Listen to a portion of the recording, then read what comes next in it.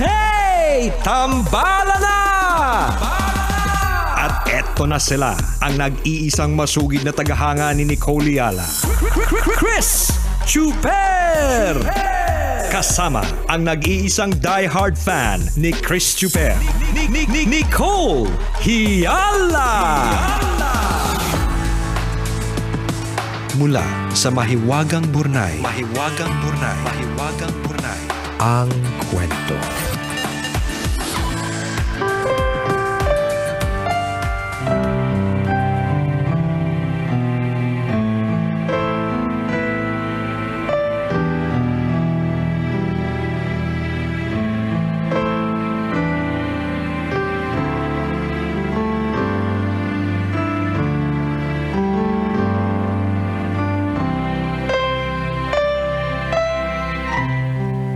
Dear Nicole and Chris, ako si Mel Awit.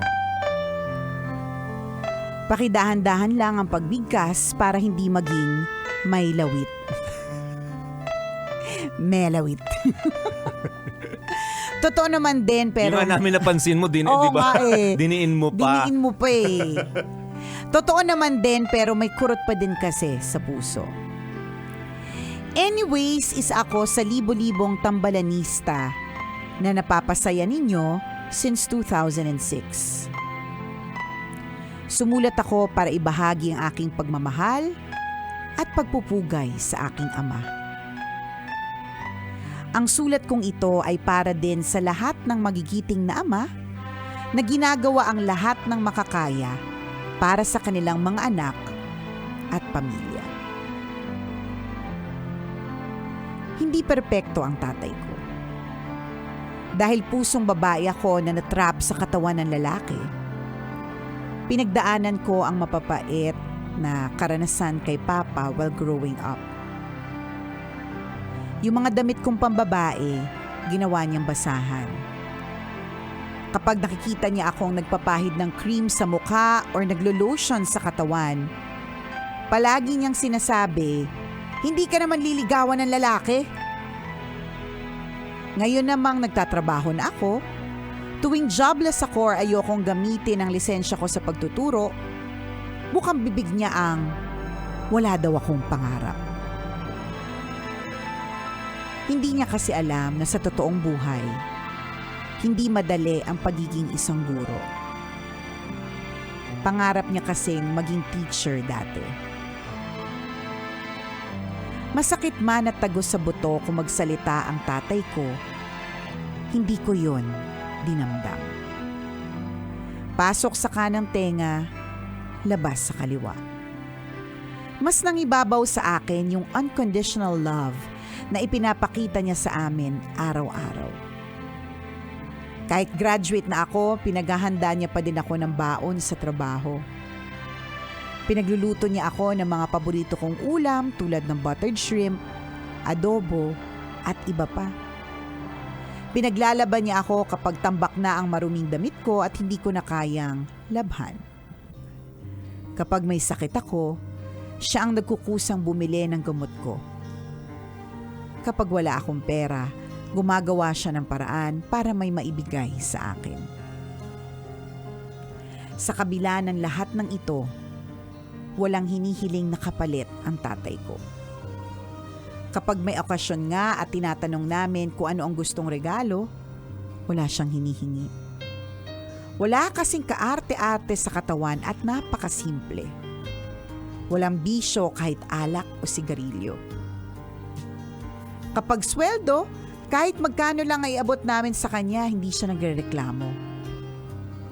Ang selfless din ang tatay ko. Siya yung literal na isusubo na lang, ibibigay pa niya sa aming mga anak niya. Kahit wala nang matira sa kanya, hindi niya alintana. Ang mahalaga daw, nakakakain kami. Tunay na napakaswerte ko dahil binayayaan ako ng napakabuting ama. Kaya naman kahit sa simpleng sulat na ito, gusto kong magpasalamat kay Papa sa lahat ng pagmamahal na ipinapadama niya sa akin at sa aming pamilya. Salamat tambalan sa pagbasa ng sulat ko. ang inyong tambalanista since 2006, Mel Awit.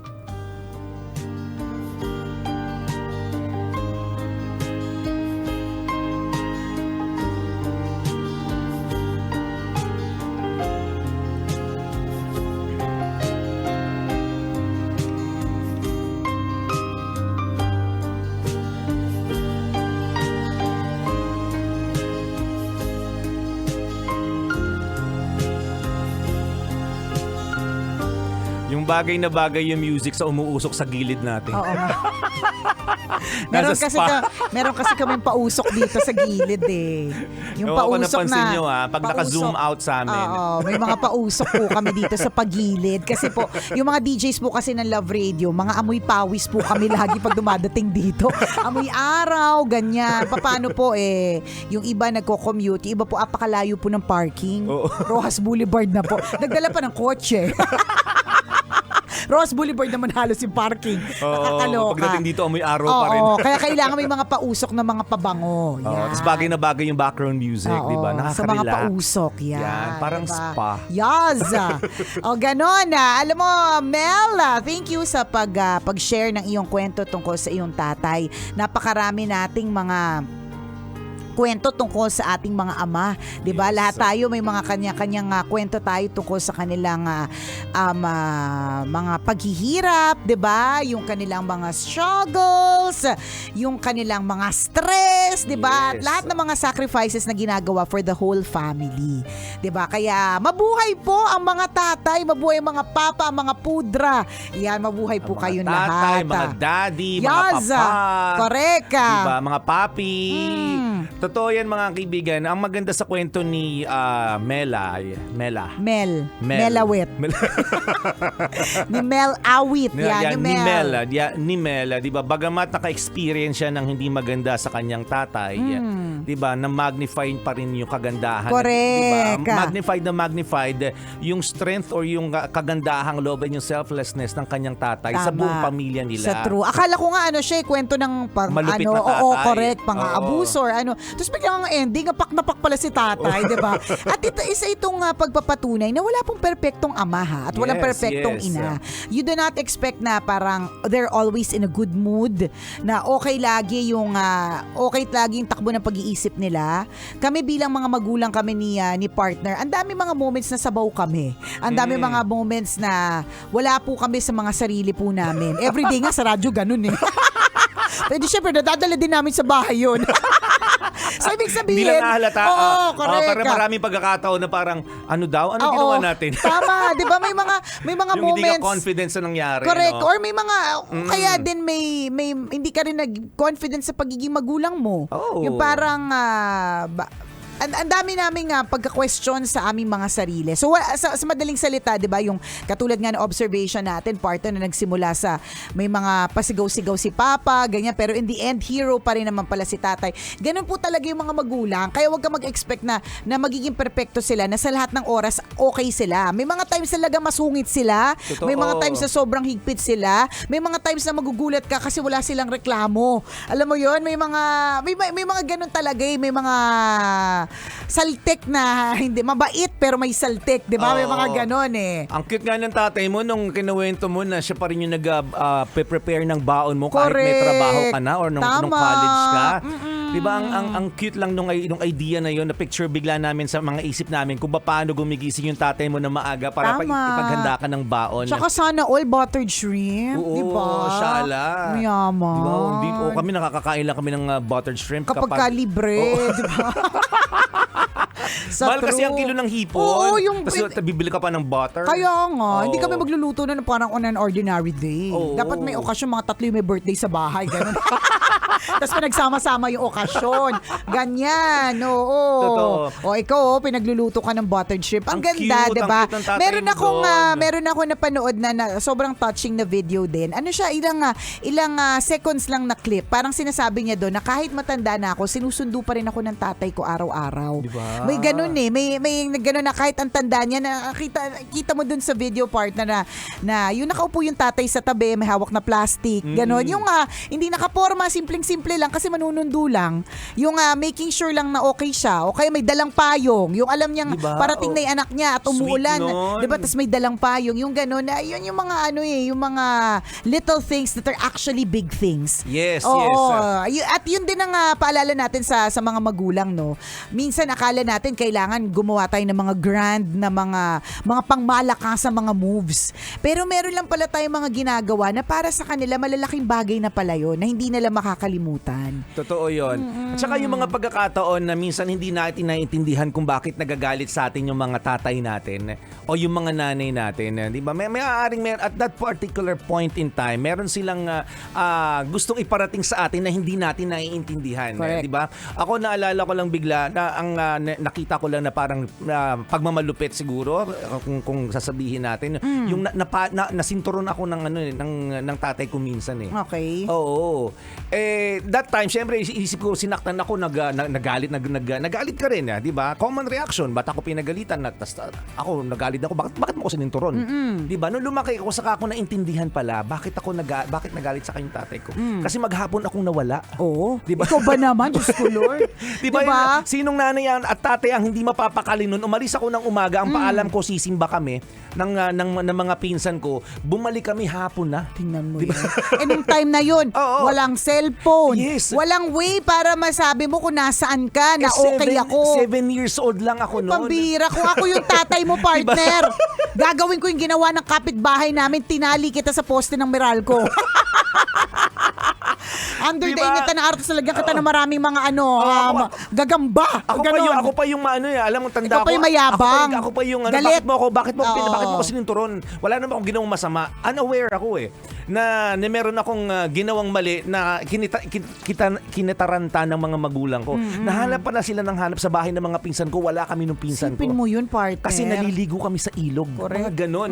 Nakakataranta yun. Tingnan mo yung anak mo nga ngayon, mawala lang ng 30 minutes, mawaglit lang sa mata mo, natataranta ka na. Segundo Yun pa kayang nga lang sa mall maghapon. Segundo lang sa mall, partner. Diba? Oo, yung pang maghapon na nawala na walang at least nga ngayon meron na silang yung mga bata, meron May ng chips pwedeng na sila. Oo, 'di ba? May mga pwedeng laro May chips. may mga pwedeng isuot sa kanila Oo, na parang matrack mo. para matrack may mga ganun-ganun. Kung dati, Oo. 'di ba? Wala Diba? talaga.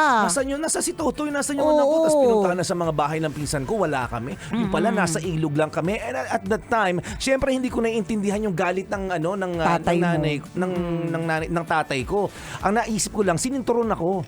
Diba? So ganun tayo mga anak minsan, hindi natin naiintindihan kung saan nagagaling yung mga magulang natin, bakit sila nagagalit minsan. Correct. Nung naiintindihan lang natin ito kapag malaki na tayo, ay kaya pala sila nagalit kasi Tama. mali din ako. Correct. Di ba yung halimbawa, pag magpapaalam ka, ayaw kong payagan ng nanay mo o ng tatay mo. Di ba nagagalit ka? Ang higpit Parang naman. sobra Oo, naman. paraning naman ng nanay ko. Correct. Samantalang yung iba pinapayagan sila. Ako hindi. Oo, Di ba? oo. Pare-parehas lang naman kami magkakaedad lang naman kami, magtotropa. Di ba? Tama. Pero hindi mo, kasi alam yung pinagdaanan ng magulang mo, siguro when they were younger, baka Yes. meron silang na-experience na hindi maganda. Tama. At may takot silang ganun at ayaw nilang ma-experience mo yun. Correct. O kaya ramdam ng mga magulang mo na pangit yung mga barkada mo. Totoo. Di ba? Correct. Bad Na hindi influence sila magandang kasama. Sa true. Na hindi mo Oo. lang nakikita, hindi ka aware. Tama. Di ba?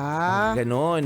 Walang masamang intensyon ng mga magulang natin sa madaling salita. Nagagalit sila kasi may dahilan. Correct. Diba? Pinapagalitan tayo kasi may dahilan. Tama.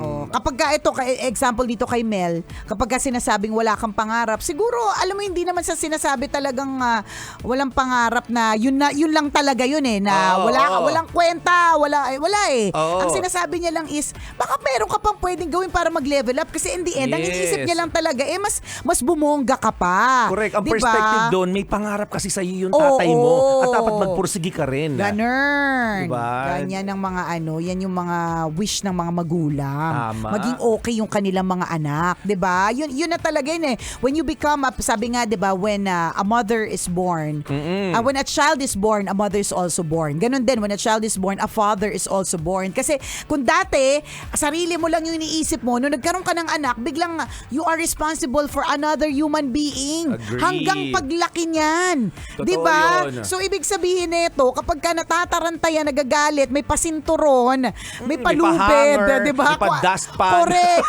Nanda-dustpan yung nanay, may nakita akong ganun eh. Meron. Habol-habol yung anak, dustpan. Meron din, ganyan. Alam yun paraan nila para siguro magtanggal ng stress. Oo. 'Di ba? Siyempre nataranta eh. Papaano na? Hindi naman sa gusto na kanilang saktan kasi nataranta sila. Kaya lang hindi nila alam kung papaano nila, alam mo Diba? yun, maaalis yung stress sa katawan nila. Diyos ko, na-imagine mo yung isang buong maghapon na wala yung anak mo. Hindi ka matawagan, hindi alam kung saan ka hanapin. True, 'di ba? Hindi ka ba magpanik? Totoo. 'Di ba? Wala pong perpektong magulang but they're always doing their best for you. Yes, Tandaan let's love mo yan. them, let's respect them. Sa True Lalo, maraming salamat mga kabisya sa pagtutok. Muli ako po si Nicole Yala. At ako naman si Cambio kay Chris Chuper. Have a feel good Lunes.